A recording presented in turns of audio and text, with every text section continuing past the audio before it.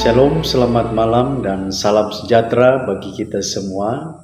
Semoga kita berada dalam keadaan baik, dalam keadaan sehat, sukacita, dan tetap semangat di dalam kita menjalani kehidupan kita tiap-tiap hari. Walaupun kita diperhadapkan dengan berbagai tantangan, pergumulan, sakit penyakit yang kita hadapi dalam hidup, tapi kita percaya bahwa Tuhan selalu beserta kita. Tuhan selalu memberikan kita kekuatan, memberikan pertolongan, jalan keluar, dan Tuhan bisa dapat menyembuhkan kita dari berbagai sakit dan memberikan kemenangan atas setiap pergumulan-pergumulan di dalam hidup kita. Berjumpa kembali di dalam renungan malam Resort GKS Sampit, Senin tanggal 20 Mei 2024, sesuai dengan almanak Gereja Kalimantan Evangelis, yang terdapat di dalam 1 Korintus pasal 12 ayat 1 hingga ayat yang ke-11. Saya tidak membaca secara keseluruhan firman Tuhan ini. Saya hanya membaca satu ayat saja, yaitu pada ayat yang ke-11. 1 Korintus pasal 12 dengan perikop rupa-rupa karunia tetapi satu roh. Ayat yang ke-11, tetapi semuanya ini dikerjakan oleh roh yang satu dan yang sama, yang memberikan karunia kepada tiap-tiap orang secara khusus seperti yang dikehendakinya. Saya memberikan sebuah tema, yaitu makna karunia-karunia rohani. Nah, ibu bapak saudara-saudara yang diberkati oleh Tuhan, kalau kita melihat latar belakang dari jemaat Korintus ini, mereka adalah jemaat yang muda atau jemaat baru, atau dengan kata lain, mereka ini adalah jemaat yang baru masuk Kristen. Mereka berasal dari agama sebelumnya, yaitu mereka agama Yunani, dan mereka menyembah para dewa, para dewi pada waktu itu. Meskipun mereka ini sudah jadi Kristen, namun pengaruh tradisi agama lama ini masih kuat. Nah, pengaruh tersebut diantaranya adalah orang bisa berbahasa roh. Dan dikatakan bahwa bahasa roh itu hanya dimengerti oleh para dewa atau dewi. Dan orang yang bisa berbahasa roh seperti itu dianggap memiliki tingkat kerohanian yang tinggi. Meskipun kita tahu bahwa bahasa roh itu tidak bisa dimengerti oleh orang lain. Nah, mereka yang telah menjadi Kristen ini pun, mereka melakukan hal yang sama dengan berharap dipandang memiliki kadar kerohanian yang tinggi. Dan menurut Rasul Paulus, ini merupakan sesuatu hal yang keliru. Karena berbahasa roh hanya merupakan salah satu bentuk karunia dari sekian banyak karunia yang ada. Dan semua karunia tersebut diberikan oleh satu roh. Dan roh yang sama itu adalah Roh Kudus. Jadi tidak benar jikalau bahasa roh itu merupakan karunia yang tertinggi. Semua karunia itu diberikan untuk kepentingan bersama, untuk membangun warga jemaat, untuk menguatkan warga jemaat, agar jemaat itu menjadi jemaat yang dewasa, diperlengkapi di dalam pelayanan-pelayanan berdasarkan karunia itu. Dan tujuan akhirnya adalah bagi kemuliaan nama Tuhan. Nah, Bapak, Ibu, saudara-saudara yang diberkati oleh Tuhan, Rasul Paulus juga mengatakan bahwa pelayanan jemaat tersebut bentuk dan kepentingannya sangat beragam. Oleh karena itu, juga diperlukan orang-orang yang memiliki karunia atau memiliki keahlian yang bermacam-macam pula. Itulah sebabnya Roh Kudus yang telah dicurahkan kepada para murid-muridnya pada hari Pentakosta juga diberikan karunia itu kepada warga jemaat, juga termaksud jemaat-jemaat yang ada di Korintus. Sehingga dengan demikian secara rinci di sini Rasul Paulus menyebut karunia-karunia tersebut, antara lain Paulus mengatakan bahwa ada karunia yang berkata-kata dengan hikmat, ada karunia yang berkata-kata dengan pengetahuan, ada karunia beriman, ada karunia untuk mengadakan satu mujizat, ada karunia bernubuat, ada karunia yang membedakan bermacam-macam roh, ada yang berkata-kata dalam bahasa roh, ada juga yang menafsirkan bahasa roh. Nah, sekali lagi semua ini diberikan oleh roh yang sama. Dan ini semua adalah untuk kepentingan bersama, agar pelayanan bagi jemaat itu menjadi penuh.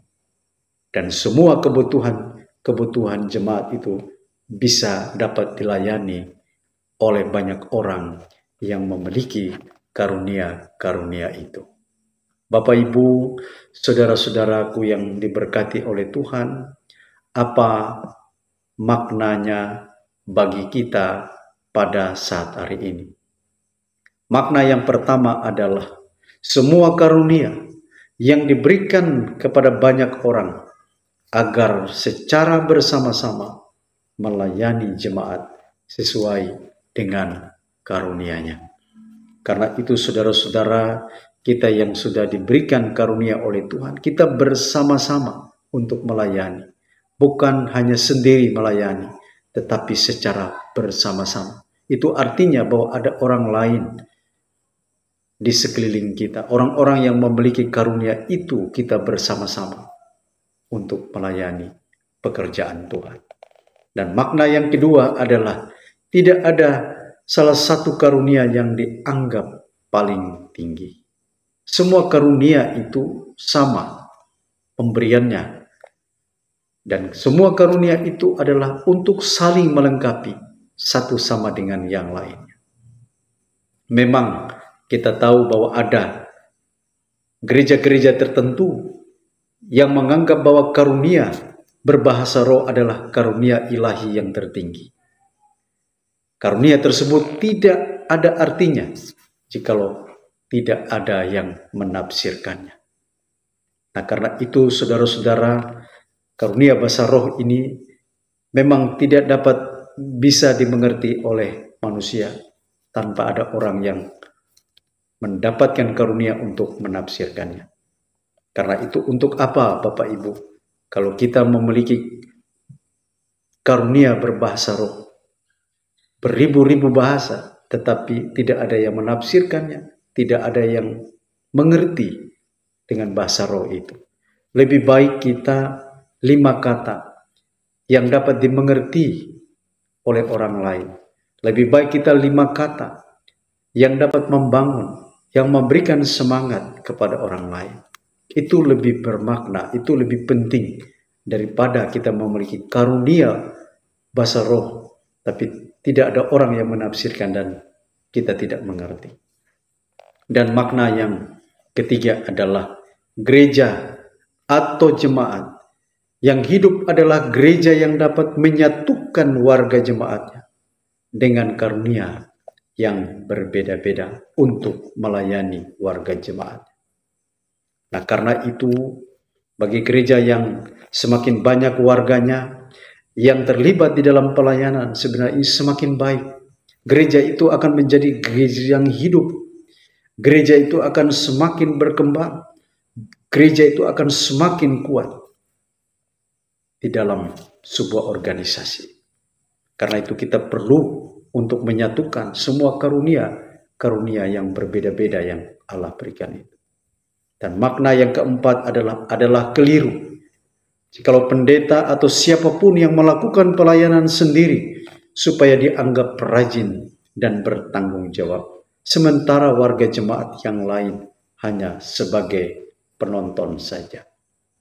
Karena itu baik itu para pendeta, baik itu para pekerja gereja, baiklah kita menghimpun semua warga jemaat kita. Kita libatkan warga jemaat kita. Karena kita dengan melibatkan warga jemaat kita secara bersama-sama untuk melayani, bersama-sama untuk kita bekerja, maka warga jemaat itu akan merasa dirinya dihargai, berharga, jika mereka juga merasa dilibatkan dan dihargai dalam sebuah pelayanan, maka mereka juga akan memiliki sumbangan dalam menumbuhkan dan mengembangkan satu jemaat itu sendiri. Karena itu, pada hari ini kita diajak agar sebanyak mungkin warga jemaat untuk terlibat menyumbangkan karunia-Nya demi kepentingan bersama, agar jemaat kita, gereja kita bisa dapat berkembang dengan baik. Dan makna yang kelima adalah hari Pentakosta juga mengingatkan kepada kita bahwa Roh Kudus berkenan memberikan berbagai karunia kepada orang-orang percaya. Roh Kudus berkenan memberikan karunia kepada pendeta, kepada warga jemaat, kepada orang-orang percaya untuk melakukan satu tugas pelayanan yang sama. Karena itu, meskipun karunia ada warga jemaat yang lain menganggap ada karunia yang kecil, misalnya sebagai tenaga administrasi, sebagai koster, sebagai tukang parkir, sebagai seorang pendoa di gereja, dan sebagainya. Dan semuanya ini adalah kekayaan karunia yang harus kita manfaatkan untuk kepentingan bersama di dalam pekerjaan Tuhan. Semoga Bapak Ibu melalui firman Tuhan ini kita dapat memahami makna daripada karunia-karunia rohani yang Allah berikan.